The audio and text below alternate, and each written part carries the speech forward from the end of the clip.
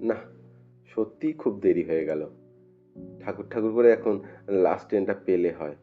এসব কথাই ভাবতে ভাবতে স্টেশনের দিকে এগিয়ে যাচ্ছিলেন জীবনবাবু। জীবনবাবু একজন ডাক বিভাগের অফিসার। কাজের সূত্রে আজ এক প্রত্যন্ত গ্রামের ডাকঘরে আসতে হয়েছিল তাকে। কাজ মেটাতে মেটাতে বিকেল হয়ে গেল।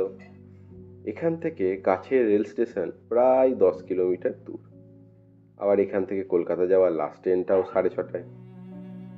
ডাকঘর থেকে বেরোনোর সময় পোস্টমাস্টার বললেন, স্যার, এখানকার রাস্তা ভালো নয়। তারপর মেঘ করে অন্ধকার হয়ে এসেছে, আজ আর আপনাকে যেতে হবে না।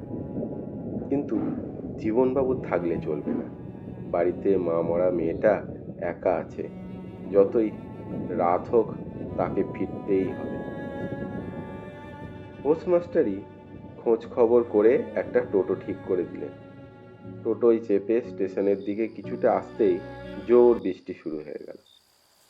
স্টেশন থেকে প্রায় 3 কিলোমিটার দূর হঠাৎ টোটোটা খারাপ হয়ে গেল। টোটোর ড্রাইভারটি বলল, বাবু, টোটো তো আর যাবে না, আপনি হেঁটেই চলে যান, সোজা রাস্তা।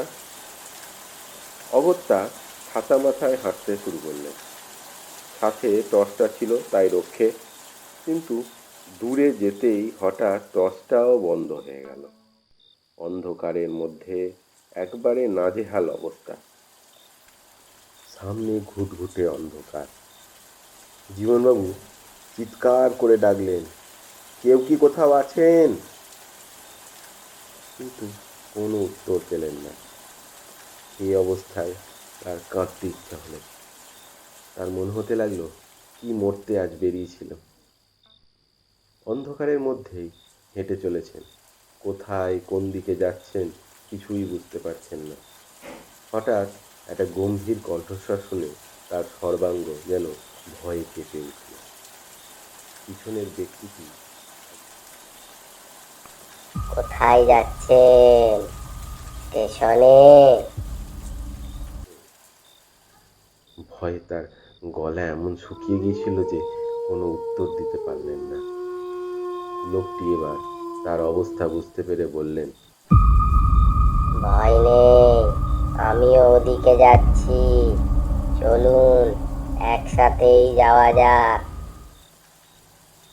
কিছুক্ষণ যেতে যেতে একটু ধাতস্থ হয়ে জীবনবাবু ক্ষীণ গলায় বললেন, আপনি কোথায় থাকেন? এই তো এখানে। লোকটার কথাবার্তা শুনে তার আরো ভয় হতে লাগলো। মনে মনে ঈশ্বরের নাম জপতে লাগলেন। তিনি বুঝতে পারলেন ক্রমশ তার শরীরটা কেমন যেন অবশ হয়ে আসছে। তিনি ভয়ে প্রায় জ্ঞান হারাতে বসেছেন। এমন সময় পেছন থেকে একটা গাড়ির আওয়াজ তার কানে এলো। আর কিচ্ছু মনে নেই।